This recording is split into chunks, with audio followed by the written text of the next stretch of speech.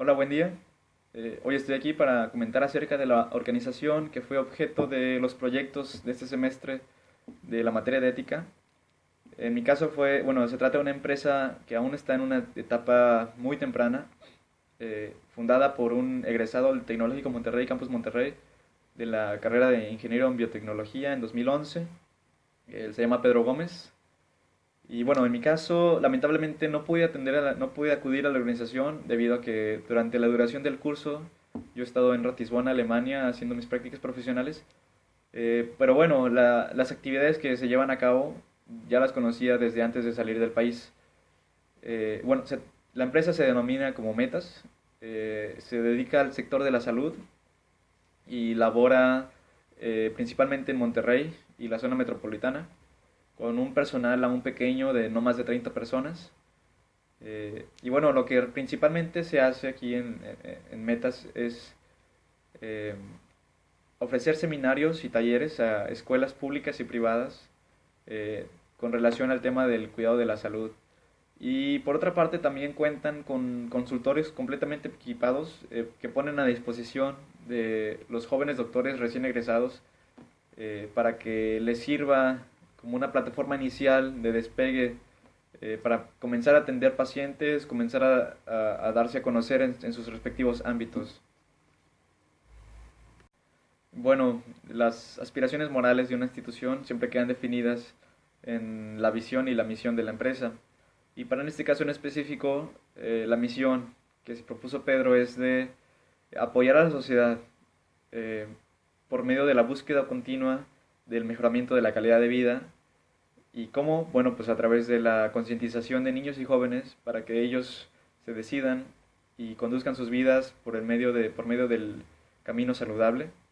Pero además también es ofrecer a la sociedad, al público general, de profesionales de la salud que sean tanto capaces como confiables.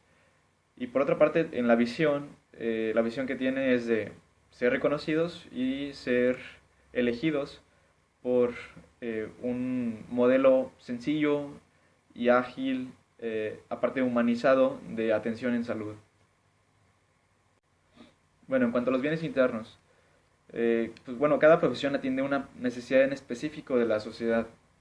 Por ejemplo, los médicos atienden a los pacientes, los periodistas trabajan para los destinatarios de la información, los maestros trabajan para el alumnado, y bueno, así siguen los ejemplos.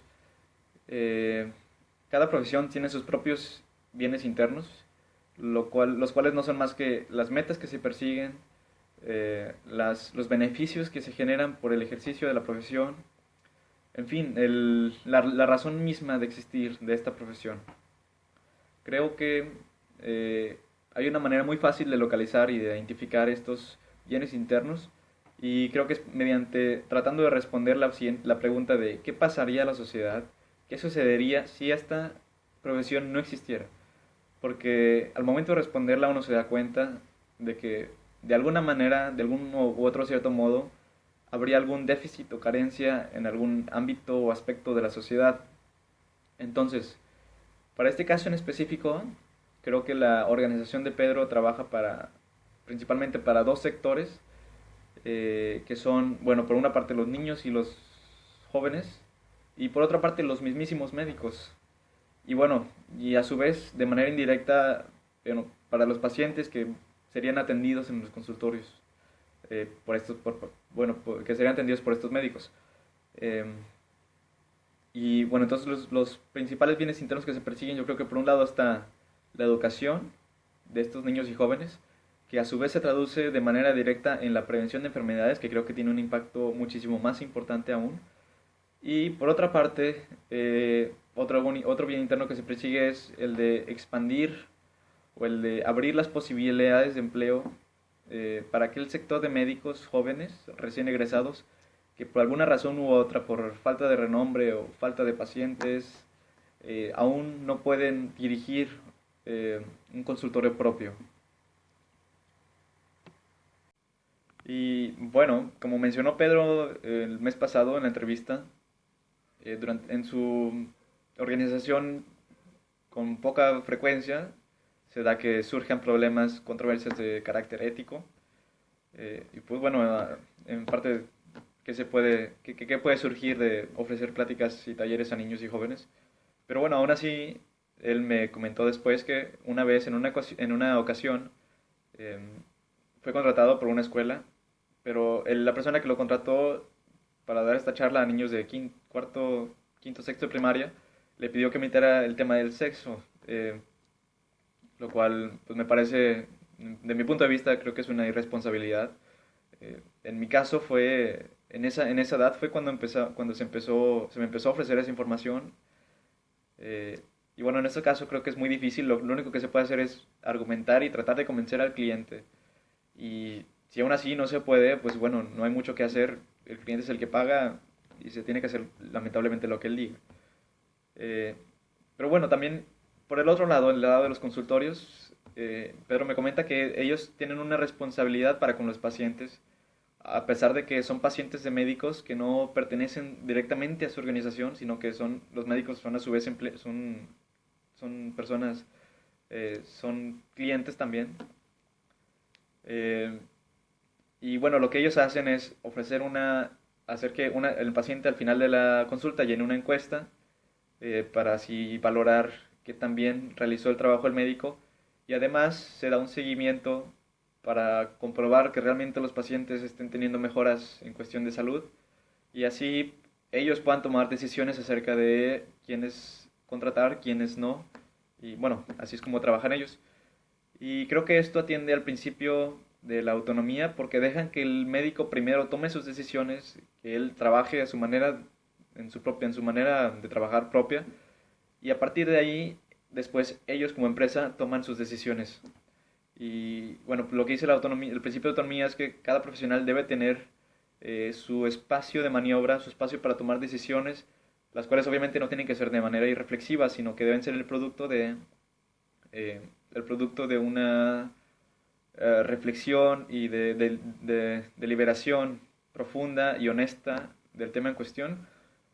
Creo que los profesionales deben ser gestionados de una manera adecuada, lo cual a su vez exige formar competencias que permiten ser un profesional responsable y excelente.